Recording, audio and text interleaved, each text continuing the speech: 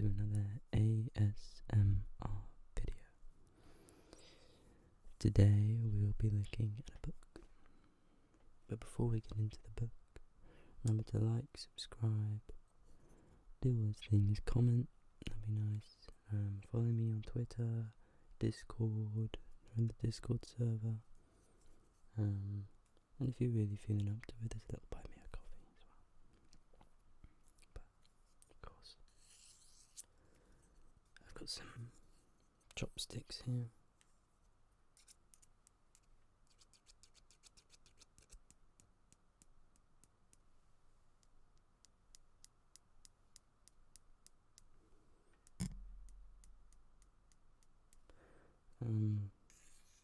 I'll be using one to read our book. Okay, so the book that we are reading is The Dictionary of Obscure Sorrows by John Koenig. Koenig or Koenig? I'm sorry, John. I can't pronounce your surname.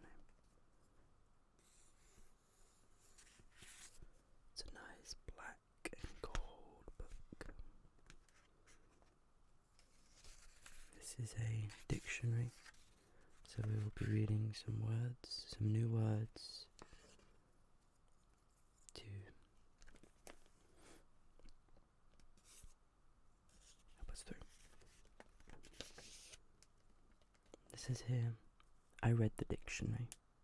I thought it was a poem about everything by Stephen Wright.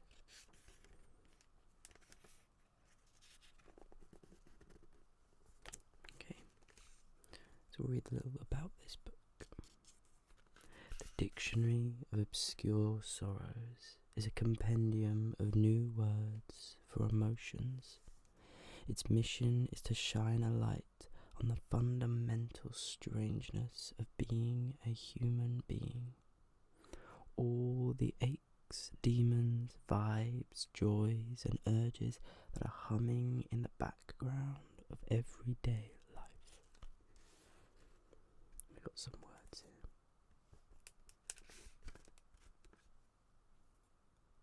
here. Kenopsia, the atmosphere of a place that is usually bustling with people but is now abandoned and quiet.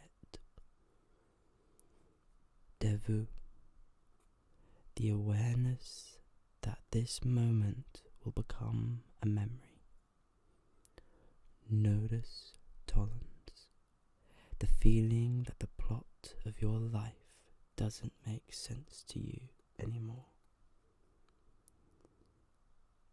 Innument, the bittersweetness of having arrived here in the future, seeing how things turn out, but unable to tell your past self. Onism,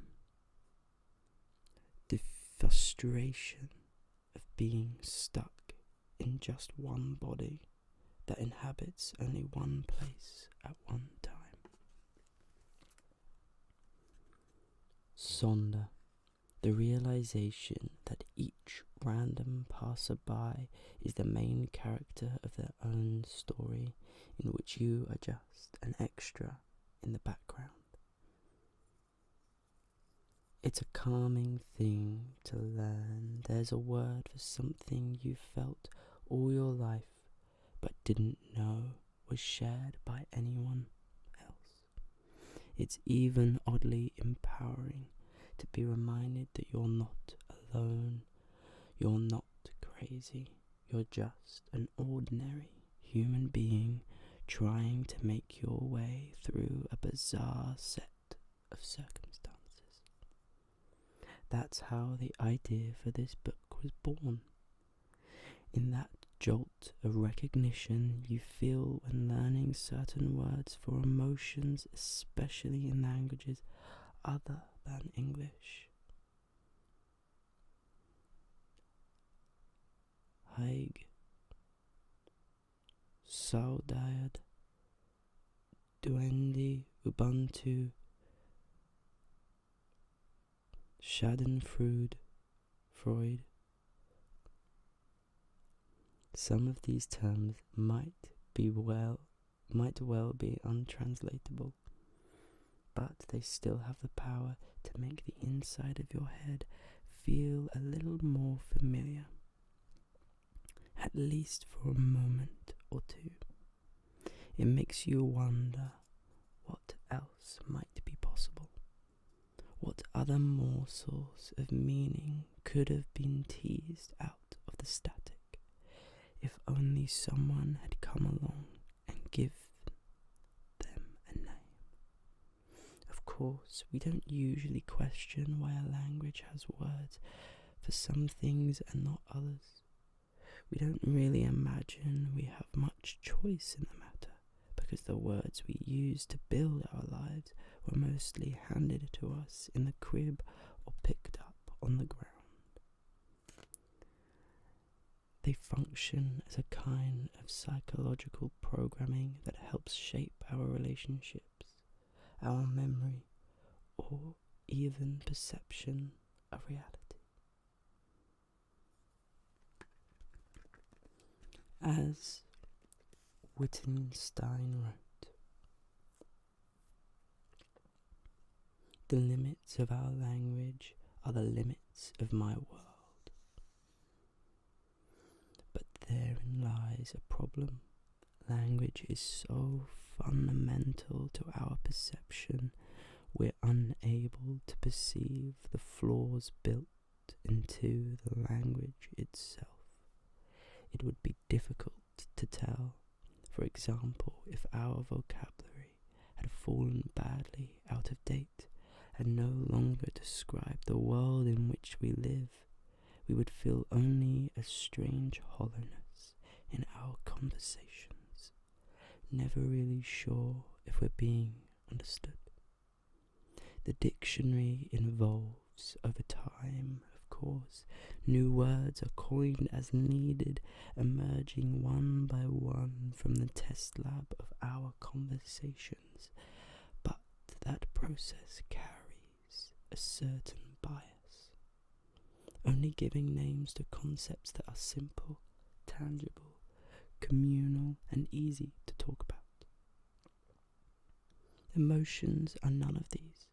As a result, there's a huge blind spot in the language of emotion, vast holes in the lexicon that we don't even know we're missing. We have thousands of words for different types of finches and schooners and historical undergarments, but only a rudimentary vocabulary to capture the delectable subtleties of the human experience. Words will never do us justice, but we have to try anyway. Luckily, the palette of language is infinitely expandable. If we wanted to, we could build a new linguistic framework to fill in the gaps, this time rooted in our common humanity, our shared vulnerability, and our complexity as individuals. A perspective that simply wasn't there when most of our dictionaries were written. We could catalogue even the faintest quirks of the human condition, even things that were only ever felt by one person, though it is the working hypothesis of this book that none of us is truly alone in how we feel.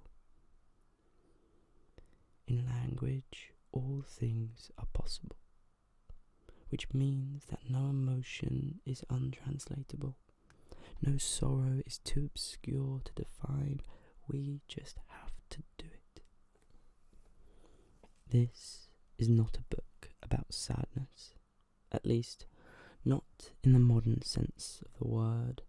The word sadness originally meant fullness, from the same Latin root satis, that also gave us sated and satisfaction. Not so long ago, to be sad meant you were filled to the brim with some intensity of experience. It wasn't just a malfunction in the joy machine. It was a state of awareness, setting the focus to infinity and taking it all in, joy and grief, all at once. When we speak of sadness these days, most of the time what we really mean is despair, which is literally defined as the absence of hope. But true sadness is actually the opposite. An exuberant upwelling that reminds you how fleeting and mysterious and open-ended life can be. That's why you'll find traces of the blues all over this book. But you might find yourself strangely joyful at the end. And if you are lucky enough to feel sad, well, savour it while it lasts. If only because it means that you care about something in this world enough to let it get under your skin. This is a dictionary, a poem about everything. It's divided into 6 chapters, with definitions grouped according to theme: the outer world, the inner self, the people you know, the people you don't, the passage of time, and the search for meaning.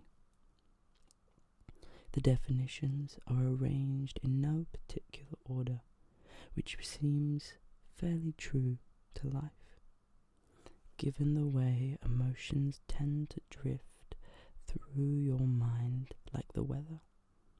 All words in this dictionary are new. Some were rescued from the trash heap and redefined. Others were invented from whole cloth, but most were stitched together from fragments of hundreds of different languages, both living and dead. These words were not necessarily intended to be used in conversation, but to exist for their own sake, to give some semblance of order to the wilderness inside your head, so you can settle in yourself on your own terms without feeling too lost, safe in the knowledge that we were all lost.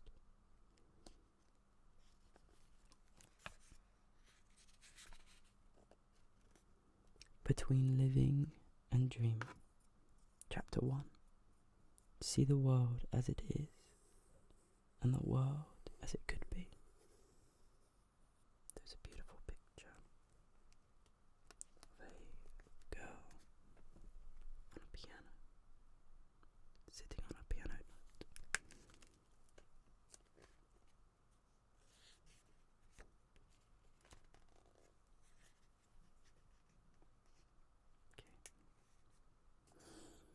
The bright side of the planet moves towards the darkness, and the cities are falling asleep, each in its hour, and for me, now as then, it is too much. There is too much world. Slezol Milos, The Separate Notebooks.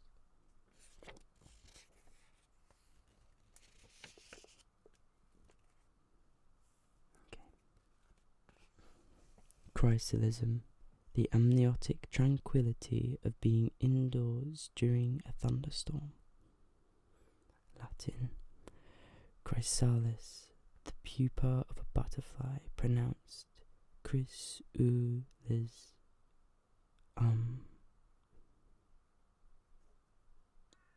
Chrysalism.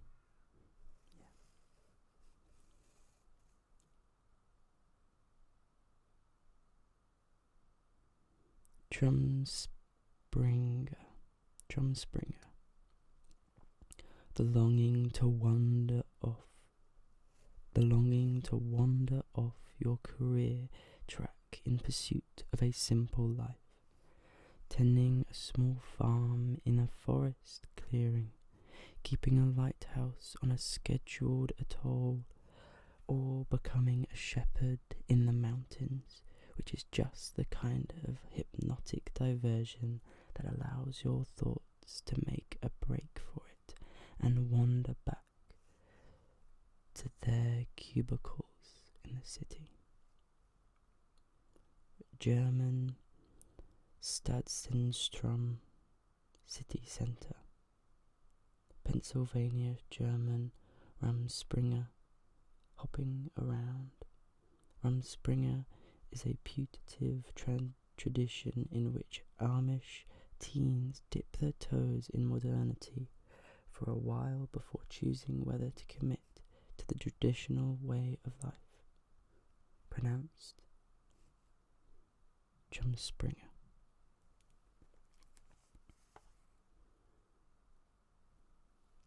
Chirosclerosis. The moment you look around and realize that you're currently happy, consciously trying to savor the feeling which prompts your intellect to identify it, pick it apart and put it in context, where it will slowly dissolve until it's little more than an aftertaste. It's ancient Greek for kairos, a sublime or opportune moment.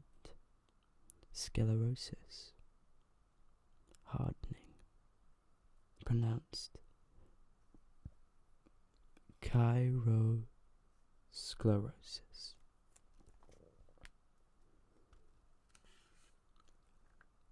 Scapulars, proud of a certain scar on your body which is like an autograph signed to you by the world, grateful for your continued willingness to play with her, even if it hurts.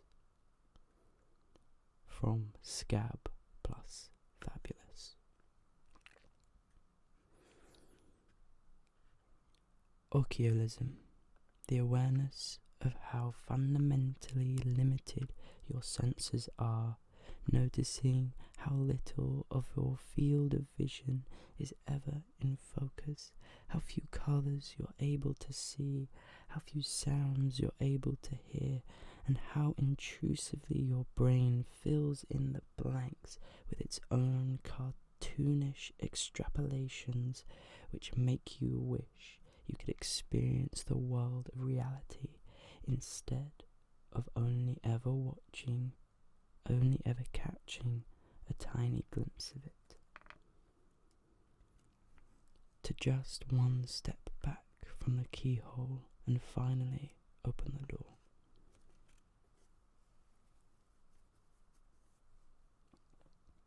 Italian Occhiolino, little eye. The original name that Galileo gave to the microscope in 1609, pronounced Occhiolism. Occhiolism.